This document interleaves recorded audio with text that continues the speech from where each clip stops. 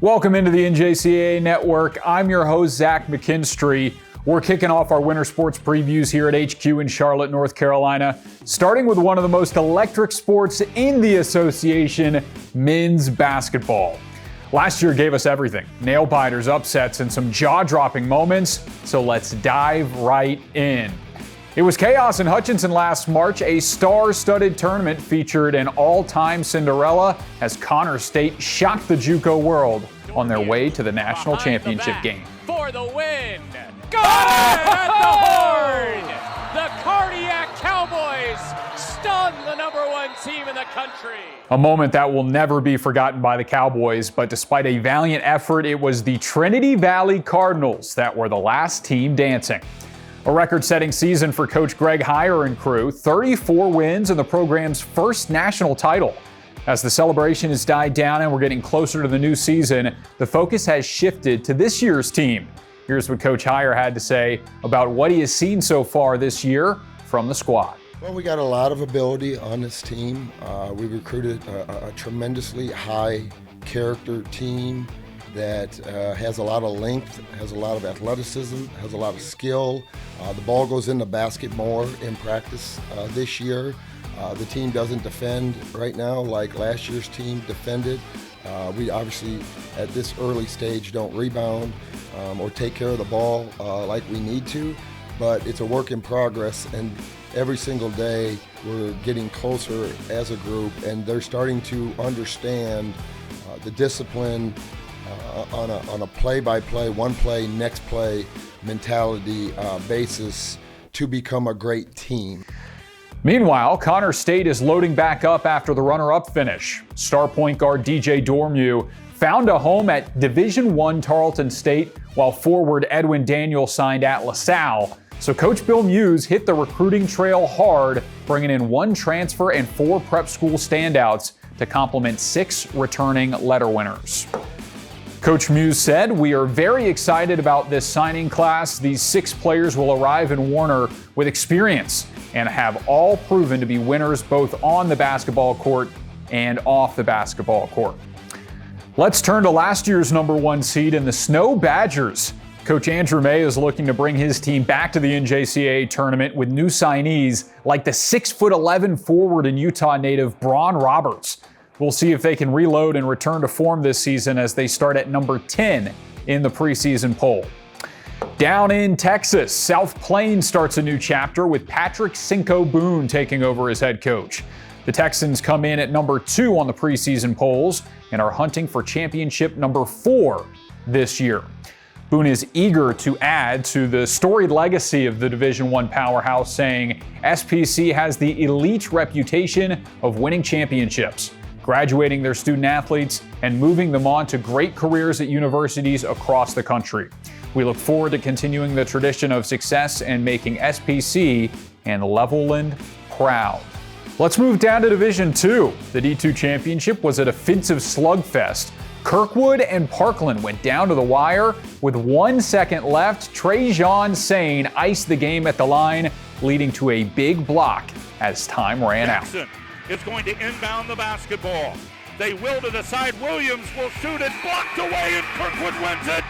Kirkwood has won their 4th national championship and now ties Mock Community College with the most Division II men's basketball national championships on record.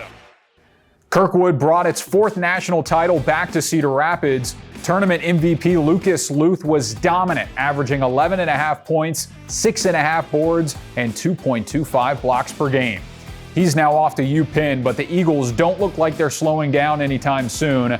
Let's hear Coach Sandquist reflect on the win and what's ahead for the new season. Going into the season as defending champ, it's a little surreal. You know, it's a position that none of us have been in, but we're thankful to be in too.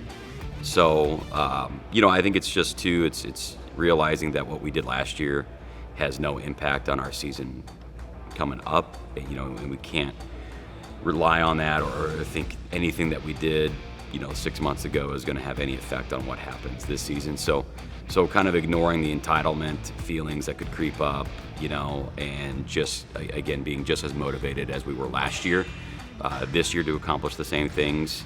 is kind of our goal. As for Parkland, last year's runner-up, they'll look a little bit different this season. They lose Division II All-Americans Chandler Jackson and Jamonte Williams, but the Cobras are reloading with fresh talent after ranking third in three-point percentage and nearly going undefeated in conference last season. Hear what Coach Bowler has to say about his new-look squad.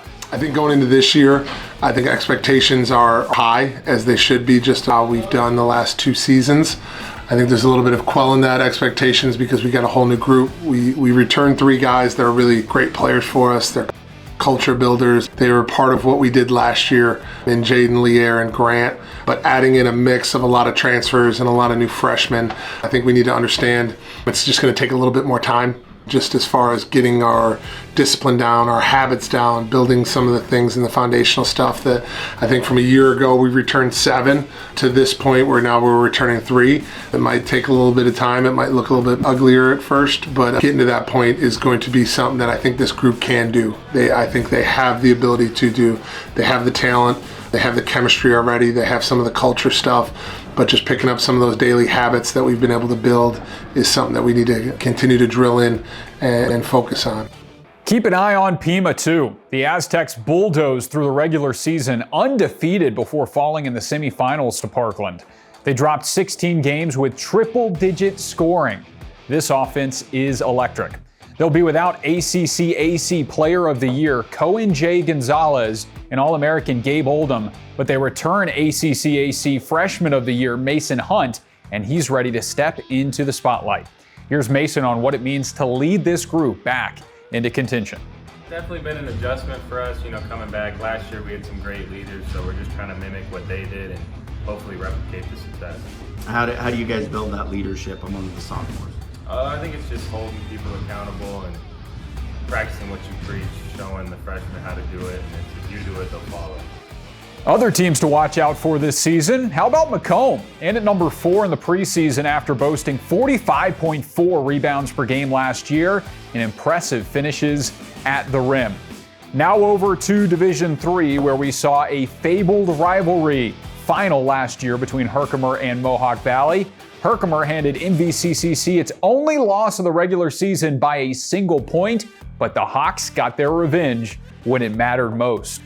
They took down the Generals on Herkimer's home court in the Region 3 Championship and then did it again in the national title game, 58-51, to claim their first ever national championship. 6'11" sophomore Isaiah Earl powered the Hawks with a double-double performance, earning the tournament MVP. And the Hawks have a new leader this season as Patrick Beeline steps in as head coach, with Harley Fuller joining Bryant University as an assistant. As for Herkimer, it's been back-to-back national title appearances, a remarkable run capped by gritty defensive wins over Sandhills. Don't count out the Generals. They'll be a threat once again. Also, don't sleep on Dallas College Richland. Last year's number 9 seed finished 3rd at nationals behind DAC MVP Barack Holland. The Thunderducks bring in plenty of new faces this season. Let's hear from Coach Havens and his squad on what's next. John Havens. I'm the men's basketball coach at Dallas College Richland, and I'm starting my 12th year here. I think preseason has gone okay. Kids are working hard. It's a process when you got an entirely new group, so we're going to develop as fast as they do, and so we're kind of at the mercy of them, but they're working hard, got a good attitude, and so we're showing up hard, ready to work.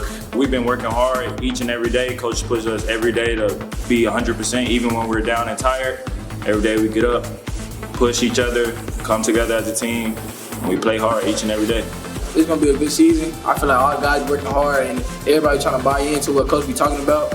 And I just feel like everybody want to win at the end of the day. And I just feel like this is the group that can really get us a national championship. Everybody want to go to nationals. We just here ready to work. Even when we're at our lowest, we all come together as one and we help each other to become 100%. At the end of the day, we're a family, so I just feel like you got to act like one. With every group, you try to maximize your potential. And I think every group is different. And so at the end of the year, if we can maximize our potential, I think we've reached our goal. That's all the time we've got for men's basketball today. New players, new faces, and plenty of unfinished business heading into this winter.